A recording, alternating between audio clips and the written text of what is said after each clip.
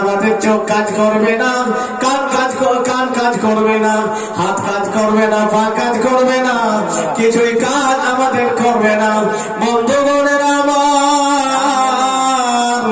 আমাদের কিছুই কাজ করবে না। সেদিন আপনাকে আপনার আত্মীয় স্বজনেরা মিলে সবাই মিলে কবরের জন্য তৈরি করবে, গোসল দেওয়া হবে, কাফন পরানো হবে, আর আপনার জানাজা করে আপনাকে কবরে নিয়ে যাওয়া হবে। বেরাদারি ইসলাম, তাই আল্লাহ বলে দিয়েছেন আমার বান্দা বান্দিরা, তোমরা মরিও না যতক্ষণ পর্যন্ত মুসলমান না হয়েছে। বন্ধুগণের আমার, আজকে আমরা দুনিয়ায় রয়েছি, এই চোখ কাজ করতেছে, হাত কাজ করতেছে, পা কাজ করতেছে, ভাই আমাদের সব কিছু কাজ করতেছে, কিন্তু আমাদেরকে দুনিয়ার আগে আগে আখেরাতে ফুটি আমাদেরকে করে নিতে হবে। কবরের বাতি এবং সাথী আমাদেরকে করে নিতে হবে। কবরে অন্ধকার থাকবে, বাতি সাথী কিছুই থাকবে না। আমরা দুনিয়ার জন্য ঘর বাড়ি করতেছি, সাথী সঙ্গে আমরা করতেছি। ভাইজান বন্ধুগণের আমার, যে ঘরে যাওয়ার জন্য আপনাকে বাতি লাগবে, যে ঘরে থাকার জন্য আপনাকে সাথী লাগবে, যে ঘরে একা থাকতে পারবেন না, দুনিয়ার কোন সঙ্গে সাথী আপনার হবে না। আপনার মা আপনার খবরে যাবে না, আপনার বাবা আপনার খবরে যাবে না, আপনার স্ত্রী আপনার খবরে যাবে না, আপনার ছেলে আপনার খবরে যাবে না, আপনার ভাই আপনার বোন কেউ খবরে হবে না। আপনার সঙ্গে আপনার ভালো আমল খবরে যাবে। বেরাদারি ইসলাম মুআজ্জাজ সামাই দেখেলাম, একজন আল্লাহওয়ালা ফকির দুনিয়ার সমস্ত মানুষের সঙ্গে কথাবার্তা বন্ধ করে দিয়েছিলেন। কারোর সঙ্গে কোনো কথাবার্তা বলতো না। মসজিদে আজান হতো, আজানের ডাকে সারা দিয়ে মসজিদে নামাজ পড়তে চলে আসতো। নামাজ যেমন শেষ হতো, কবরস্থানে চলে যেতেন, কবরস্থানে বসে থাকতেন, কবরস্থানে বসে থাকতেন। আবার আজান হতো, আবার মসজিদে চলে আসতো। এই করে প্রতিদিন আজান হয়, মসজিদে আসে, কবরস্থানে চলে যায়। ভাইজান বন্ধুগণের আমার, কারোর সঙ্গে কোনো কথাবার্তা বলে না, কারোর সঙ্গে কোনো কথাবার্তা সে বলে না। একদিন একজন লোক তাকে জিজ্ঞাসা করলো, ভাই তুমি কারোর সঙ্গে কেন কোনো কথাবার্তা বলো না? কি হয়েছে রে ভাই, কেন তুমি কারোর সঙ্গে কথা বলো না? আমি তোমাকে দেখতেছি নামাজ শেষ হচ্ছে, কবরস্থানে চলে যাচ্ছ, আবার আজান হচ্ছে, মসজিদে আসছো, এই কেন ব্যাপার ভাই? বুঝলাম কবর জিয়ারত করতে যাও, কিন্তু তুমি প্রতিদিন একই মতো কাজ করতেছ, কারোর সঙ্গে তুমি কথা বলো না।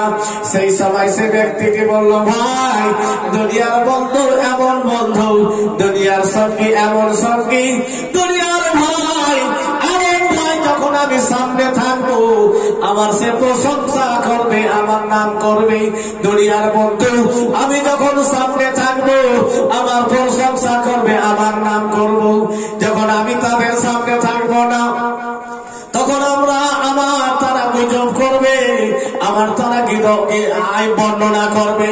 কিন্তু ভাইদের বন্ধু বলেন আমার, আমি এমন লোকজনের সঙ্গে বন্ধুত্ব করেছি, এমন জনের সঙ্গে বন্ধুত্ব করেছি, কবরবাসী আমার সামনেও প্রশংসা করবে না, আমার পাশানেও গুজব করবে না।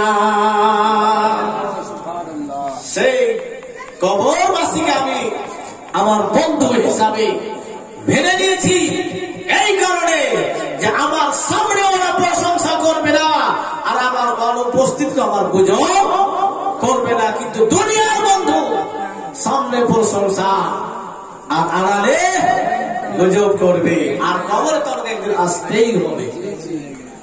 বেরাদারি ইসলাম মুআজ্জাজ সামাইনে কেরাম, রাসূল সাল্লাল্লাহু তাআলা আলাইহি ওয়াসাল্লামের দরবারে সাহাবায়ে কেরামগণ উপস্থিত রয়েছেন। হঠাৎ করে একটি ভয়ঙ্কর আওয়াজ শুনতে পাওয়া গেল। আমার নবী জিজ্ঞাসা জিজ্ঞাসা করলেন, আমার সাহাবারা শোনো, তোমরা কি কোনো আওয়াজ শুনতে পেলে, কোনো শব্দ শুনতে পেলে? সাহাবায়ে কেরাম বললেন, ইয়া রাসূলুল্লাহ, আমরা শব্দ শুনতে পেলাম, একটি শব্দ শুনতে পেলাম। নবী আমার জিজ্ঞাসা করছেন, বলো শব্দটা কিসে শুনতে তোমরা পেয়েছো? সেই সময় সাহাবারা বলেন, ইয়া রাসূলুল্লাহ, আমরা তো বলতে পারবো না, আমার আপনার নবী তো জাহানের বাদশা আমিনার নাম বললেন। হ্যাঁ আমার ভাই, আমার সাহাবারা শুনে, আজ থেকে নিয়ে 70,000 বছর আগে জাহান্নামের উপর থেকে একটা বিশাল ভারী পাথরকে ছেড়ে দেওয়া হয়েছে, যে পাথরটা 70,000 বছর পর আজকে জাহান্নামের নিচে পৌঁছল। জাহান্নামের গর্ত কতটুকু একটু অনুমান করে, ৭০,000 বছর আগে একটা ভারী পাথরকে ছাড়া হয়েছে, ৭০,000 বছর পর্যন্ত পৌঁছতে সময় লাগলো।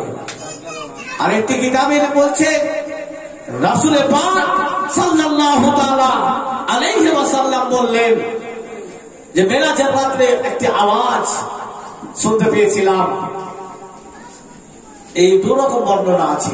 নবী সেদিন জিজ্ঞাসা করেছিলেন, জিবরিল, এটা কিসের আওয়াজ? বলে, ইয়া রাসূলুল্লাহ, জাহান্নামের উপর থেকে একটি পাথরকে ছোড়া হয়েছিল, সেই ভারী পাথর ৭০,000 বছর পর তলাতে পৌঁছিল। একটু ভাবনা চিন্তা করতে হবে মুসলমান, চিন্তা ভাবনা করে জীবন যাপন করতে হবে। আজকে আমরা দুনিয়া করে দুনিয়ার মায়া জালে পড়ে আমরা আখিরাতকে খারাপ করে দিলাম, আমরা নিজে সব কিছুকে শেষ করে দিলাম। তো যাই হোক, আল্লাহ তাবারক ওয়া তাআলা বলেছেন, তোমরা মরিও না যতক্ষণ পর্যন্ত মুসলমান না হয়েছে। একবার দুধ পাঠ করেন, দুধের ফজিলত একটা হাদিস বর্ণনা করেন, আল্লাহ